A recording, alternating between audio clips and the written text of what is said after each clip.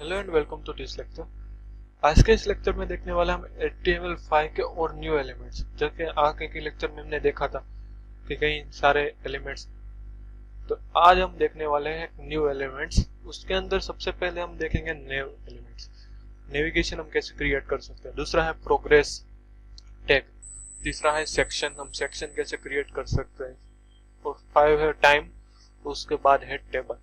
तो आज के लेक्चर में हम ये सारे टैग कैसे हम रियल लाइफ के अंदर इंप्लीमेंट कर सकते हैं वो सब देखना है। तो सबसे पहले हम देखने वाले हैं नेव टैग के बारे में। तो नेविगेशन टैग है वो एक्चुअली में क्या है। आपने कई कबार आपकी वेबसाइट के अंदर को कभी भी आपने किसी भी वेबसाइट के अंदर ओपन किया तो आपको टॉप के अंदर हेडर के अंदर आपको कई सारे मेनू मिल जाते हैं, जैसे कि होम मेनू, अबाउट अस, आप किसी पोर्टफोलियो, जैसे आपको वही सारे आपको मेनू मिल जाते हैं। आपको हॉरिजॉन्टली टॉप के अंदर मिलेगा, हेडर के अंदर। तो वो कैसे क्रिएट करते हैं, वो किसके अंदर क्रिएट होता है, तो वो एक नेविगेशन टैग के अंदर क्रिएट होता है। मतलब कि हम जब नेविगेशन टैग का यूज करके वहां पे हम ऐसे क्रिएट करेंगे कि जैसे कि होम है, अबाउट अस है, पोर्टफोलियो है, और सर्विस, जैसे आप बहुत सारे बना सकते हो। तो सबसे पहले हम स्टार्ट करने से पहले एक फाइल क्रिएट कर लेते हैं। यहां से हम न्यू फाइल करते हैं, फाइल मेनू में से न्यू, एक और फाइल क्रिएट कर ली। और इस फाइल में मैं क्या करता हूँ, पहले सेव कर लेता हूँ। तो यहाँ से मैं फाइल मेनू में से सेव एज, और यहाँ मैं ईफ ड्राइव में जाता हूँ और वहां पे अपनी एक न्यू फोल्डर क्रिएट कर देता हूँ। वहां पे नाम देता हूँ HTML। ओके, इस फोल्डर को ओपन करते ही मैं यहाँ पे अपनी फाइल जो सेव करता हूँ HTML index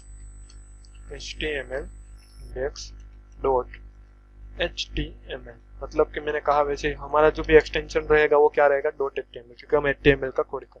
तो ये हमारी फाइल सेव हो चुकी है। तो इसके अंदर हम क्या करेंगे, सबसे पहले हमारा जो HTML का कोडिंग करेंगे, मतलब कि हम जो नेव टैग यूज करने वाले हैं वो करेंगे। तो सबसे पहले मैं क्या करता हूँ, यहाँ पे मैं डॉक टाइप HTML ले लेता हूँ।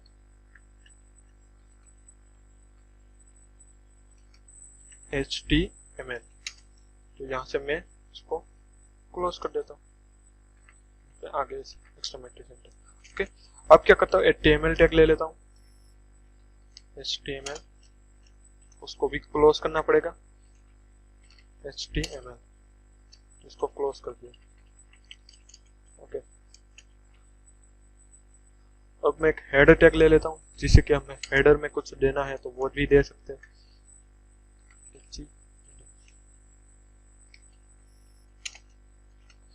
तो ये एक बेसिक स्ट्रक्चर है HTML का, वो आपको याद रखना है। यहाँ पे हम टाइटल देंगे, टाइटल देंगे, जिससे के अंदर हम हमारा जो डॉक्यूमेंट है उसको हम नाम देंगे डॉक। उसके बाद यहाँ पे टाइटल टैग मैं क्लोज करूंगा।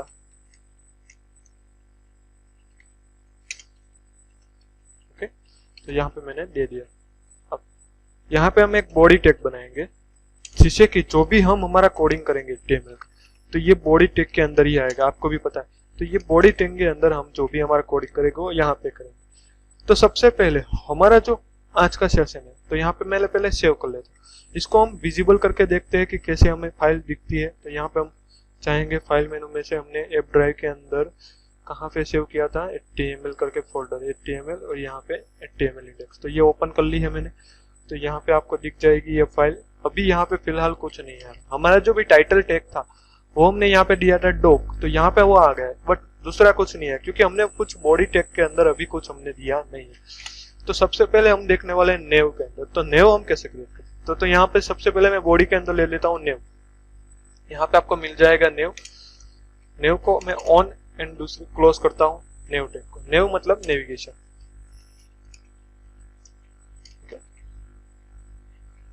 इसके अंदर क्या करता हूँ, मैं एक स्ट्रिंग अपनी नाम दे देता हूँ। यहाँ पे मैं href एंकल लिख दे देता हूँ, जैसे कि आपको बता दें आपको क्लिक इवेंट करवानी हो, आपको किसी टेक्स्ट के अंदर क्लिक इवेंट करना नहीं हो, आपको कोई लिंक ओपन करवानी हो। आपने कई बार देखा होगा, आप किसी भी टेक्स्ट पे क्लिक करते हो तो वहां से आप दूसरे पेज में फॉरवर्ड हो जाते हो। तो वो क्या होता है, वो एक लिंक होती है, उसको एक एंकर लिंक के टैग के हम क्रिएट कर सकते हैं। तो हम सबसे पहले क्लिक करेंगे एंकर टैग के अंदर। एंकर टैग कैसे क्रिएट होता है यहाँ पे आपको दिखाएंगे। एंकर टैग को हम यहाँ से हम क्रिएट करते हैं, इसके अंदर हम क्या देते हैं, href देते हैं। href का मतलब क्या है, मतलब कि जब भी आपका क्लिक हो तो क्या होना चाहिए, तो हमारा सबसे पहले तो पेज रिफ्रेश होना चाहिए, उसके बाद दूसरा कुछ नहीं होना चाहिए। तो यहाँ पे हम कुछ नहीं देते, यहाँ पे हम खाली रखते हैं। उसके बाद यहाँ पे मैं दे देता हूँ होम,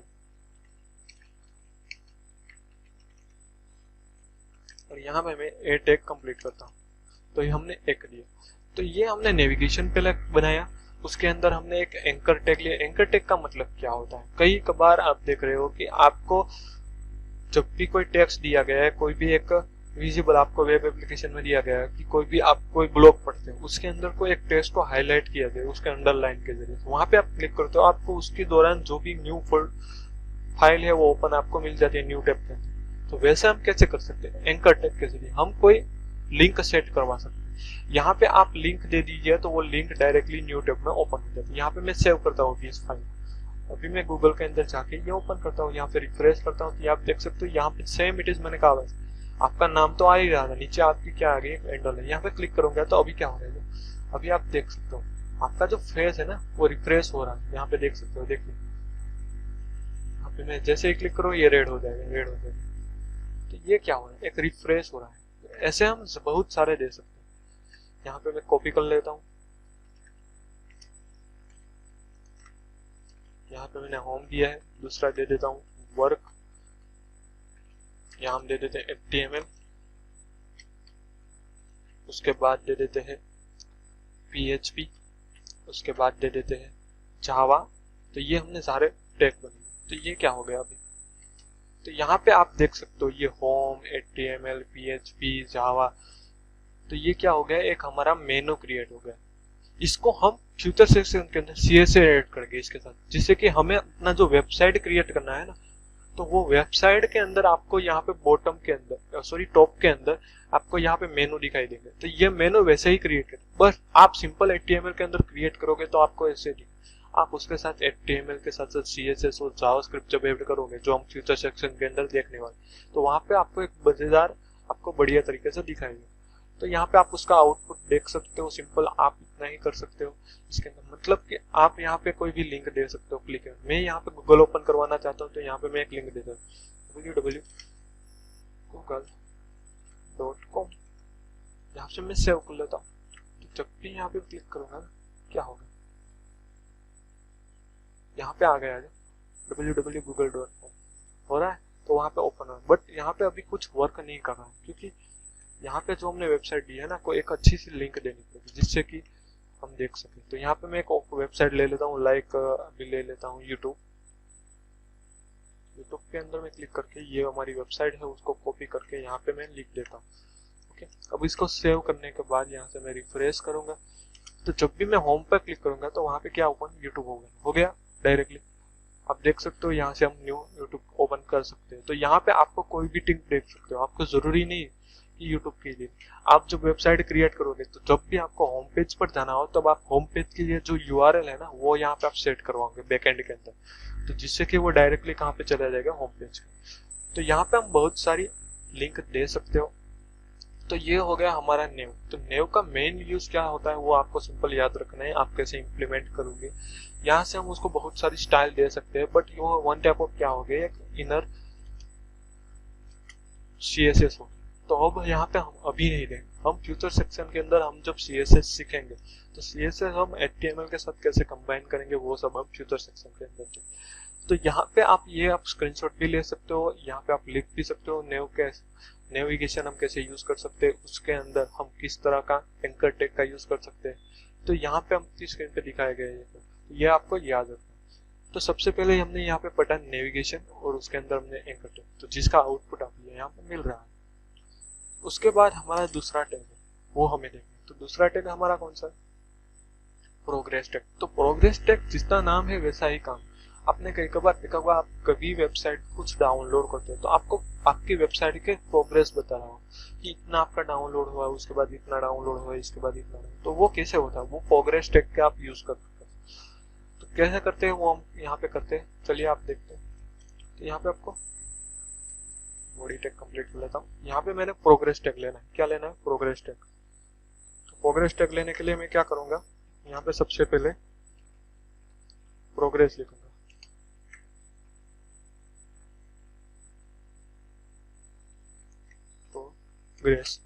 प्रोग्रेस लेने के बाद यहाँ पे उसको मैं ऑन एंड क्लोज करूंगा प्रोग्रेस को।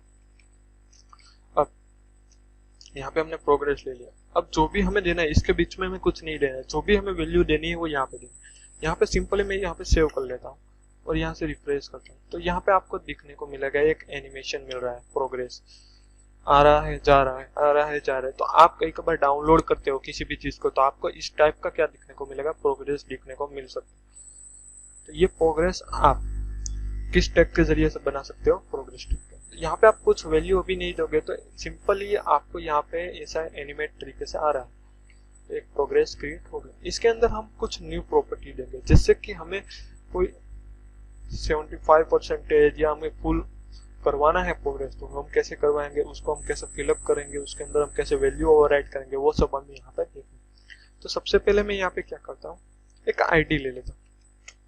तो ये आईडी का काम क्या है, आईडी हम अभी नहीं करेंगे, ले तो लेंगे हम। यहाँ पे आईडी का मतलब क्या है, हमें फ्यूचर सेक्शन के अंदर कुछ भी आपको प्रोग्रेस के अंदर जब भी डाउनलोड होता है तो उसका डेटा आपको उसके प्रोग्रेस बार के अंदर सेट करवाना है। जैसे कि 50% डाउनलोड हुआ है, 75% है, 200, तो वो हम किस तरीके से करें, वो आईडी के थ्रू करवा सकते हैं। आईडी के थ्रू इसके अंदर डेटा पास करें। तो यहाँ पे हम फिलहाल आईडी, तो यहाँ पे आईडी हम दे देते हैं प्रोग्रेस। यहाँ पे हम आईडी का तो अभी यूज नहीं करेंगे। उसके बाद दूसरी हमारी प्रॉपर्टी है यहाँ पे, वो है वैल्यू।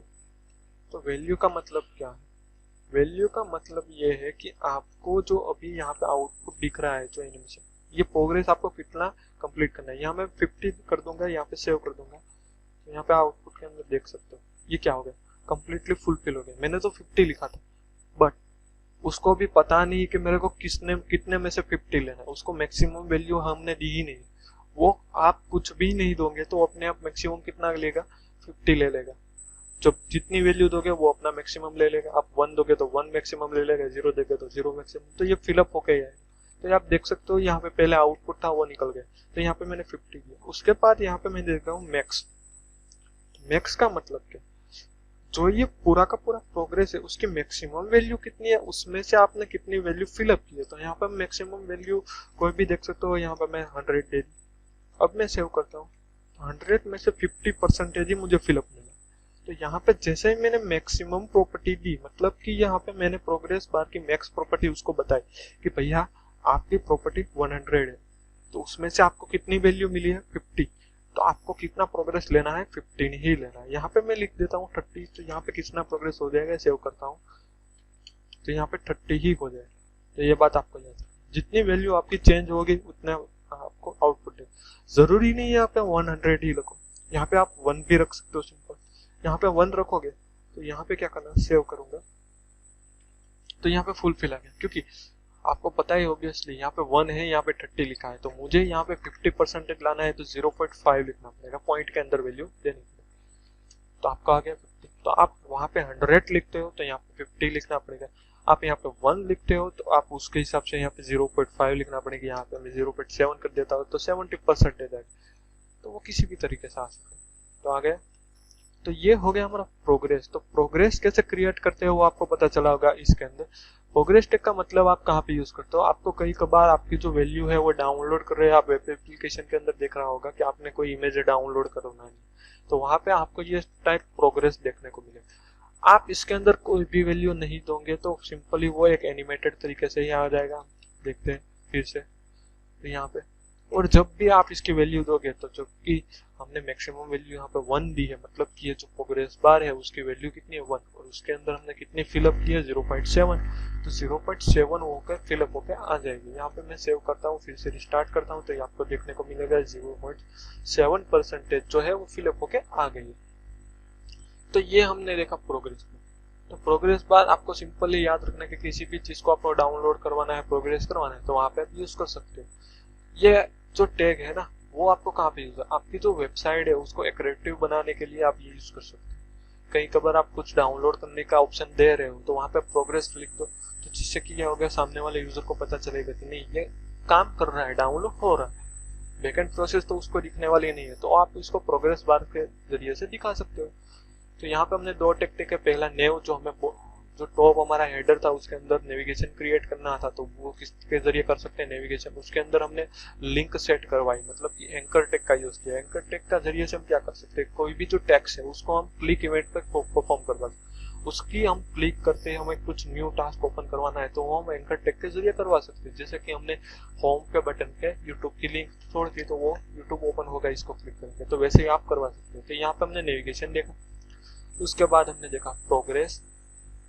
तो उसके बाद हमारा जो न्यू टॉपिक है वो कैसा है, सेक्शन। तो सेक्शन क्या है, सेक्शन का यूज सिंपली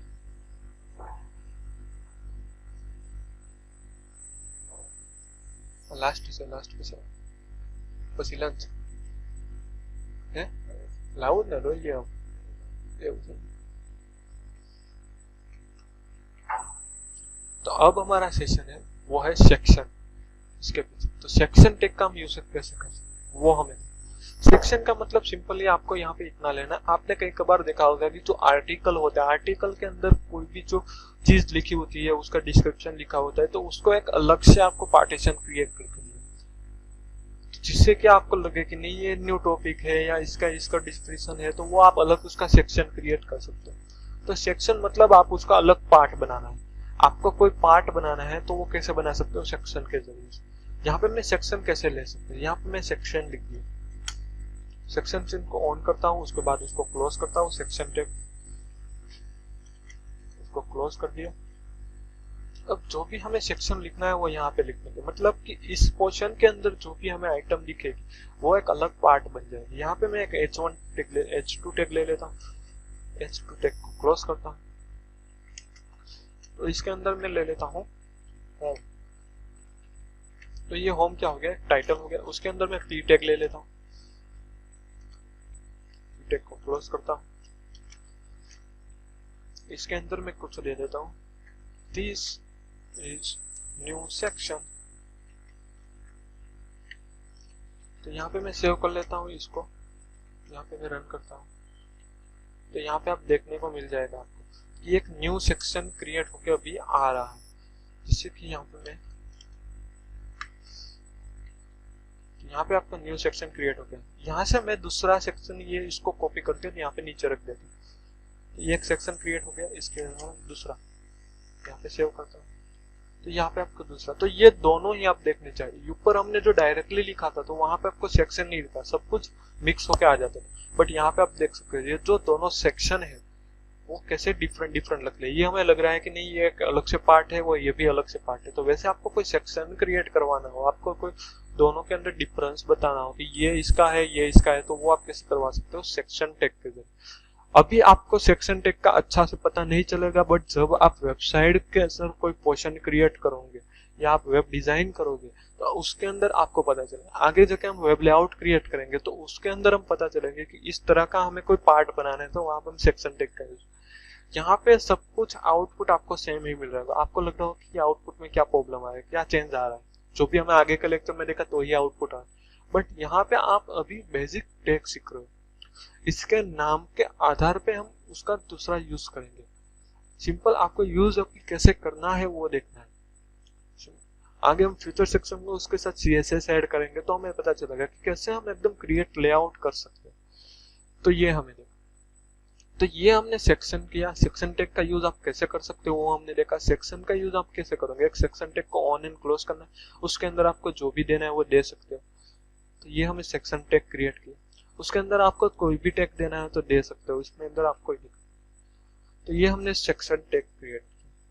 उसके बाद हमारा टैग है वो कौन सा है, टाइम टैग। तो टाइम हमें डिक्लेरेशन करवाना है, मतलब कि ये कोई पैराग्राफ टैग सिंपल आप ले लीजिए कि इसके अंदर हमने कोई डाल लिया। तो यहाँ पे मैं एक न्यू पैराग्राफ टैग ले लेता हूँ, paragraph.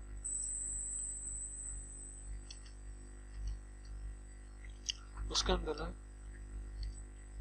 this is time tag, ऐसा लिखता हूँ और उसके बाजू में मैं टाइम लिख देता हूँ। तो यहाँ पे मैं सेव, यहाँ पे आप देख सकते हो तो यहाँ पे आपको आ गया this is a time tag P 10:00 PM, ये आपको मिलेगा। बट डेवलपर को कैसा होगा, मतलब कि जो भी कोई बैकएंड में डिजाइन कर रहा होगा एज ए डेवलपर, तो उसको कैसे पता चलेगा कि ये, तो आपको कभी कभार जो भी कोई टाइम लिखना है तो आप सिंपल एक टैग का यूज करेंगे, उसको डायरेक्टली आप पैराग्राफ टैग में नहीं लिखते। तो उसके लिए एक परफेक्ट HTML का वे होता है। मैंने आगे भी कहा है कि आप जो भी टैग यूज करते हो तो उसका भी वे होता है यूज करने के लिए, इसलिए वो बना है, तो वहां पे आपको यूज करना पड़ेगा। जब भी आप टाइम डिक्लेयर करते हो तो वहां पे आप टाइम टैग का ही यूज करोगे। जैसे कि मैं यहाँ पे लिख देता हूँ टाइम। जब भी आप डेट और टाइम यहाँ पे डिफाइन करोगे तो वहां पे आप क्या करोगे, टाइम टैग का यूज करोगे। जैसे आपने देखा आगे के अंदर भी कोई भी दिक्कत नहीं थी, यहाँ पे भी सेम दिख रहा है, बट यहाँ पे आपको पता चलेगा कि यहाँ पे हमें टाइम देना है, जिससे कि आगे जाके हम इसकी वैल्यू चेंज कर सकें। तो ये बात आपको याद रखनी है कि टाइम टैग के अंदर, मतलब कि आप अपनी वेब के अंदर, वेब एप्लीकेशन के अंदर कोई भी टाइम दिखाना चाहते हो किसी भी पैराग्राफ के अंदर, तो भी आप टाइम टैग का यूज करेंगे। टाइम टैग के अंदर हम मैन्युअली अपना जो आगे जाके फ्यूचर सेक्शन के अंदर हमारा टाइम चेंज करवाएंगे। तो ये बात आपको याद रखनी होगी। तो ये हमने यहाँ पे देखा पी टैग पैराग्राफ के अंदर टाइम टैग को हम कैसे यूज कर सकते हैं। उसके बाद हमने देखा सेक्शन टैग, उसके पहले देखा हमें प्रोग्रेस टैग का यूज कैसे कर सकते हैं और नेविगेशन। अब उसके बाद हम देखेंगे एक मेन टैग जो हमारा है वो है टेबल टैग, जो आपके लिए एक बढ़िया टैग की तरह यहाँ पे काम करेगा। टेबल टैग का मतलब क्या होता है? टेबल मतलब कि आपको कोई टेबल लेआउट क्रिएट करना है आपके वेब एप्लीकेशन के अंदर, तो आप कैसे यूज कर सकते हो, टेबल टैग के जरिए आप बना सकते हो। कई कबार आपने देखा होगा कि आपको एक्सेल सीट है, वैसा कोई टेबल आपको कहाँ पे आपकी वेब पेजेस के अंदर क्रिएट करवाना है, उसके अंदर आपको डेटा रखना है, तो वो आप टेबल टैग के जरिए बनाए। तो कैसे हम टेबल टैग बना सकते हैं, टेबल का हम कैसे बना सकते हैं, उसको कैसे हम कॉलम और रो वाइज डिफरेंट बता सकते हैं, उसको डिस्ट्रीब्यूट कर सकते हैं, वो सब हमें देखना है। तो टेबल टैग हम कैसे क्रिएट कर सकते हैं, यहाँ पे मैं टेबल ले लेता हूँ। तो यहाँ पे टेबल टैग लिया, उसको मैं ऑन किया, उसके बाद उसको मैं क्लोज कर देता हूँ। तो ये सिंपल टेबल टैग हमने लिया। अब इसके अंदर मैं कोई वैल्यू दे देता हूँ, सपोज मैं दे देता हूँ हेलो और उसको सेव करता हूँ। तो आउटपुट हम देखेंगे कुछ आ रहा है या नहीं। तो यहाँ पे डायरेक्टली हेलो आ रहा है, बट हमें कुछ टेबल जैसा तो कुछ दिख नहीं रहा है।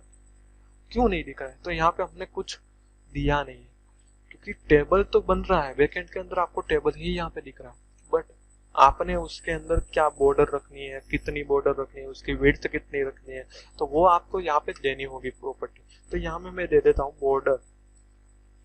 बॉर्डर प्रॉपर्टी के अंदर सिंगल यहाँ पे मैं दे देता हूँ 1 और सेव करता हूँ। तो बॉर्डर प्रॉपर्टी मैंने कह दी 1 दे दी। तो यहाँ पे आपको दिखने को मिलेगा एक, यहाँ पे आपको जो पॉइंट यहाँ पे दिखकर आ रहा है आपके स्क्रीन, तो वो तो हमारे पूरे का पूरी बॉर्डर में आना चाहिए ना, मतलब कि हेलो के रैप होके आना चाहिए ना बॉर्डर को, वो नहीं है क्योंकि हमने डायरेक्ट टेबल टैग के अंदर हेलो लिखा है। टेबल टैग हमेशा आपको ऑलवेज याद रखना है कि टेबल टैग रो और कॉलम वाइज काम है। जब आप रो और कॉलम का यूज करोगे तभी आपको उसका कंप्लीटली आउटपुट देखने को मिलेगा। तो यहाँ पे मैं दे देता हूँ रो और कॉलम मुझे करिए। तो जब भी आपको रो क्लेम करने है तो आप क्या करेंगे, TR यूज करेंगे, टेबल रो। ये TR टैग में ऑन एंड क्लोज कर लेता हूँ, TR, ये रो क्रिएट, यहाँ पे मैं सेव करता हूँ, यहाँ पे मैं रन करता हूँ। तो यहाँ पे आप देख रहे हो एक बॉक्स क्रिएट होके आ गया, मतलब कि एक रो क्रिएट होके आ गई। अब उसके अंदर हमें मल्टीपल चीज देनी, तो वो हम कैसे दे सकते, टेबल के जरिए। यहाँ पे TD, टेबल का मतलब TD, सॉरी कॉलम का मतलब TD। तो TD टैग का मतलब क्या हुआ, कॉलम हो गई। तो यहाँ पे मैं एक दे देता हूँ हेलो। तो यहाँ पे मैंने सबसे पहले एक टेबल टैग लिया, उसके अंदर एक रो के लिए TR टैग का यूज किया, उसके बाद TR टैग के अंदर TD मतलब कि कॉलम के लिए TD टैग का यूज। अब इसको सेव करता हूँ तो यहाँ पे आपको देखने को मिल गया होगा कि एक हेलो क्रिएट होके आ गया है जो इसकी बॉर्डर है। बट यहाँ पे एक दूसरा भी आ रहा है। तो यहाँ पे आप एक बात जान रहे, यहाँ पे आप मल्टीपल टेबल भी दे सकते हो। जैसे कि यहाँ पे मैं दूसरा एक टेबल दे दूँ हेलो, उसके बाद हेलो यहाँ पे मैं HTML कर दूंगा। तो यहाँ पे सेव करता हूँ, रिफ्रेश करता हूँ, तो यहाँ पे आप देख सकते हो हेलो HTML हेलो ऐसे क्रिएट होके आ गया। तो यहाँ पे मैंने एक रो के अंदर 3 कॉलम क्रिएट किए, देख सकते हो एक रो है 3 कॉलम है। अब मुझे दूसरी रो क्रिएट करनी है, तो सिंपली क्या करना है, कुछ नहीं है, आप यहाँ से आप दूसरी रो भी क्रिएट कर सकते हो TR के जरिए से। तो मैं TR ले लेता हूँ दूसरी रो के लिए, दूसरा टैग TR टैग, उसके अंदर आपको मल्टीपल जो भी देना है, तो मैं ये 3 जो टैब कॉलम है वो ही कॉपी करके यहाँ पे रख देता हूँ। तो यहाँ पे मैं सेव करता हूँ, तो यहाँ पे देख सकते हो उसका आउटपुट, तो यहाँ पे आपको दूसरा आउटपुट देखने को मिल जाएगा। तो यहाँ पे मैं उसकी यहाँ पे थोड़ी सी विड्थ भी बदल लेता हूँ, विड्थ, जिससे कि आपको टेबल बढ़िया क्रिएट करना है। तो यहाँ पे मैं विड्थ दे देता हूँ, विड्थ की वैल्यू मैं यहाँ पे दे देता हूँ 100 या फिर 600 दे देता हूँ, तो बहुत बड़ी आपको विड्थ मिलने को मिल जाएगी। तो ये एक टेबल क्रिएट हुआ। ओके, तो टेबल कैसे क्रिएट करते हुआ आपको यहाँ पे पता चला होगा बॉर्डर के अंदर। तो ये हमने टेबल किया, तो आप इसने मल्टीपल टेबल यहाँ पे आप ले सकते हो, मल्टीपल रो ले सकते हो, मल्टीपल कॉलम ले सकते हो, तो वो आप इसके जरिए यूज कर सकते हो। यहाँ पे मैं सेव कर लेता हूँ, यहाँ से फिर से रिफ्रेश करता हूँ, तो यहाँ पे आपको फिर से हेलो, आपको कोई भी वैल्यू चेंज करवानी है तो वहाँ पे HTML यहाँ पे आप लिख सकते हो। यहाँ पे मैं HTML के जरिए दूसरा लिखते हूँ जावा PHP गो, मैं लिख देता हूँ गो, तो ये होकर चेंज हो गया आ जाएगा यहाँ पे। तो यहाँ पे हमारी जो वैल्यू है वो चेंज हो गई, आप देख सकते हो। तो ये हमने टेबल क्रिएट किया। तो आपको कोई भी टेबल क्रिएट करना हो तो वो आप किसके जरिए कर सकते हो, टेबल टैग के जरिए कर सकते हो। यहाँ पे आपने देखा किस तरह से आपने टेबल किया है। तो आप अपने वेब लेआउट के अंदर या वेब पेजेस के अंदर कोई भी प्रकार का आपको इंफॉर्मेशन देनी है, तो आपने कई बार देखा होगा एट्रैक्टिव बनाने के लिए इसको आप टेबल टैग का यूज करके क्रिएट कर सकते हैं। इसको हम इनलाइन CSS का यूज करके, जो हम फ्यूचर सेक्शन में देखने वाले हैं, वैसे ही हम प्रॉपर्टी इसको देकर हम इसको बहुत बढ़िया लेआउट के अंदर भी डाइवर्ट कर सकते हैं। तो यहाँ पे हमने ये सारे टैग देखे। तो यहाँ पे हमारा लेक्चर होता है खत्म। तो फिर से हम देख लेते हैं कौन कौन सा टैग का कौन कौन सा यूज होता है, हम रिफ्रेश कर लेते हैं। तो यहाँ पे हमने सबसे पहले नेविगेशन लिखा था। नेविगेशन का मतलब क्या होता है, क्योंकि आपको जो टॉप में हेडर नेविगेशन मेनू दिखाई देता है वो क्रिएट करना है, तो वहाँ पे आप क्या यूज कर सकते हो, नेविगेशन टैग का। आपको कोई टेक्स्ट पे लिंक क्रिएट करवानी है तो उसको आप एंकर टैग का यूज कर सकते हो। उसके अंदर सबसे पहले आपको href प्रॉपर्टी देनी होगी। इसका मतलब आप कौन सी लिंक है या कौन सी आप पेज ओपन करवाना चाहते हो उसका लिंक आपको यहाँ पे देना होगा। तो ऐसे आप कर सकते हो। उसके बाद हमने देखा प्रोग्रेस। तो प्रोग्रेस का मतलब क्या था कि आपको कोई डाउनलोड जैसा प्रोग्रेस बनाना है तो वहाँ पे आप प्रोग्रेस का यूज करके बना सकते हो। उसके आईडी से हम क्या कर सकते हैं, आईडी प्रॉपर्टी से हम उसकी वैल्यू चेंज करवा सकते हैं। हम मैन्युअली भी उसकी वैल्यू दे सकते हैं और उसकी मैक्सिमम वैल्यू भी हम दे सकते हैं। जैसे हम मैक्सिमम वैल्यू नहीं देंगे तो वो कंप्लीट फिलअप होकर आ जाएगा। तो ये बात याद रखनी, आपको मैक्सिमम वैल्यू और वैल्यू तो देनी है। उसके बाद हमने सेक्शन क्रिएट किया था। कैसे सेक्शन क्रिएट कर सकते हैं वो भी हमने देखा। अलग से हमारा जो 2 सेक्शन क्रिएट किया था तो वो भी हम कैसे कर सकते हैं, मतलब कि अलग हमारा पार्ट कैसे क्रिएट करवा सकते हैं वो हमने देखा। उसके बाद हमने हमारा जो मेन टैग देखा वो देखा टाइम टैग, मतलब कि टाइम हम कैसे डिफरेंट कर सकते हैं। क्योंकि हमें फ्यूचर सेक्शन के अंदर यहाँ पे मैन्युअली टाइम हमें जब देना होता है तो जो टाइम टैग के अंदर होता है वही हम मैन्युअली दे सकते हैं, बाकी हम चेंज नहीं कर सकते। तो वहाँ पे हम टाइम टैग दे सकते हैं। उसके बाद हमने मेन जो हमारा लिखा तो वो है टेबल टैग। तो यहाँ पे आपको टेबल टैग कैसे क्रिएट करना है, टेबल कैसे क्रिएट करना है, उसके अंदर मल्टीपल रो कॉलम कैसे क्रिएट करनी है, उसके बॉर्डर कैसे दे सकते हो, उसकी विड्थ कैसे दे सकते हो, वो सब आपको देखना है। तो ये सब दे सकते हो। तो यहाँ हमारा लेक्चर होता है खत्म। यहाँ पे आपको आपकी स्क्रीन पर असाइनमेंट दिया गया है, वो आपको लेक्चर कंप्लीट होने के बाद फुलफिल करना है।